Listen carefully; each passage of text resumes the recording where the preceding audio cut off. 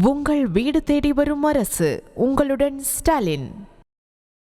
ரஷ்யாவுக்கு மருத்துவ படிப்புக்காக சென்ற தனது மகனை போருக்கு செல்ல அந்நாட்டு போலீசார் மிரட்டுவதாக கூறியுள்ள அவரது பெற்றோர்கள் மகனை மீட்டு தர வேண்டும் என கடலூர் மாவட்ட ஆட்சியர் அலுவலகத்தில் மனு அளித்தனர். கடலூரைச் சேர்ந்த கிஷோர் என்பவர் கடந்த 2021ஆம் ஆண்டு மருத்துவ படிப்புக்காக ரஷ்யாவிற்கு சென்று பகுதி நேரமாக கொரியர் கம்பெனியில் வேலை பார்த்து வந்துள்ளார். இதனிடையே கடந்த சில நாட்களுக்கு முன்பு வாடிக்கையாளர்களிடம் பொருட்கள் விநியோகம் செய்த போது பார்சலில் போதைப் பொருள் இருந்ததாக கூறி கிஷோரை கைது செய்த ரஷ்ய போலீசார் அவரை போர்க்களத்திற்கு அழைத்துச் சென்று பயிற்சி அளிப்பதாக கூறப்படுகிறது.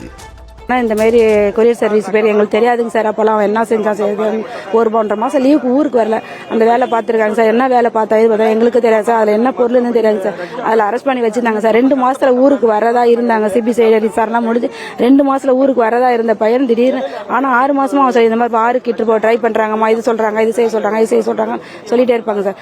அந்த கடைசியாக அந்த ஒரு மெசேஜ் தான் சார், இந்த மாதிரி இல்லை நடுவில் வந்து இட்டுட்டு போக மாட்டேன், நாங்கள் அழைச்சிட்டு இந்தியன் பையன்லாம் அழைச்சிட்டு போக மாட்டேன்னு சொன்னாங்களாங்க சார். அப்புறம் திடீர்னு ஒரு நாள் வந்து எல்லாம் பாஸ்போர்ட் ரெடி ஆச்சு, நீ கிளம்பி தான் அவனு சொல்லிட்டு டக்குன்னு அந்த 1/2 மணி நேரம் சொல்லி ஒரு 1/2 hourல அந்த பையனை வண்டியில் ஏற்றுறாங்க அப்படின்னு சொல்லி அந்த மெசேஜ் மட்டும் தான் சார் போட்டு விட்டான். இந்த 15 நாள் அந்த பையனோட கான்டாக்ட் இல்லை, என்ன பண்ணுறான் ஏது பண்ணுறான்னு தெரியல சார். உயிரோட இருக்கிறாங்களா என்னன்னு தெரியலங்க. உங்கள் வீடு தேடி வரும் அரசு. உங்களுடன் ஸ்டாலின்.